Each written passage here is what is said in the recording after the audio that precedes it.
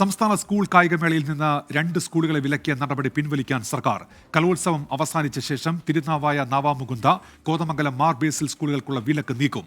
ഉമേഷ് ബാലകൃഷ്ണൻ വിശദാംശങ്ങളുമായി ഇപ്പോൾ തിരുവനന്തപുരത്ത് ചേർന്നുണ്ട്. ഉമേഷ്, ഈ വിലക്ക് നീക്കാൻ ആ തീരുമാനത്തിലേക്ക് എന്തുകൊണ്ടാണ് എത്തുന്നത് സർക്കാർ? ഉമേഷ്,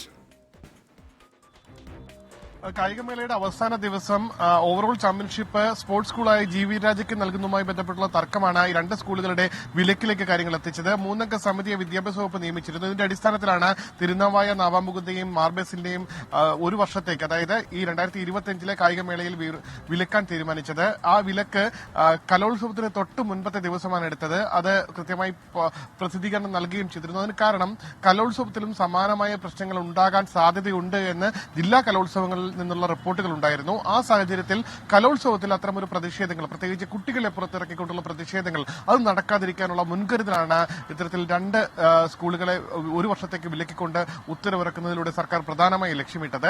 എന്തായാലും കുട്ടികളുടെ ഭാവിയാണ്. ഏറ്റവും പ്രധാനപ്പെട്ട 2 സ്കൂളുകളാണ്. സ്പോർട്സ് കായികമേളയുമായി ബന്ധപ്പെട്ട് മികച്ച കായിക താരങ്ങളെ വളർത്തിയെടുത്ത സ്കൂളാണ്. അതുകൊണ്ട് തന്നെ അവരെ കായിക മേളകളിൽ പങ്കെടുപ്പിക്കാതിരിക്കുക എന്നുള്ള ലക്ഷ്യം സർക്കാരിനുണ്ടായിരുന്നില്ല. പക്ഷേ കലോത്സവങ്ങളിൽ സമാനമായ പ്രശ്നങ്ങൾ ഉണ്ടാകാതിരിക്കുക എന്നുള്ള ഒരു മുൻകരുതൽ ഉണ്ടായിരുന്നു. എന്തായാലും റിപ്പോർട്ടിന്റെ അടിസ്ഥാനത്തിലുള്ള വിലക്ക് 1 വർഷം എന്നുള്ളത് അത് ചുരുക്കി നൽകും. അത് ഈ കലോത്സവത്തിന് ശേഷമായിരിക്കും അതിൽ തീരുമാനമുണ്ടാവുക. ഉമേഷ് ബാലകൃഷ്ണനാണ് തിരുവനന്തപുരത്ത് നിന്ന് വിവരങ്ങൾ നൽകിയത്.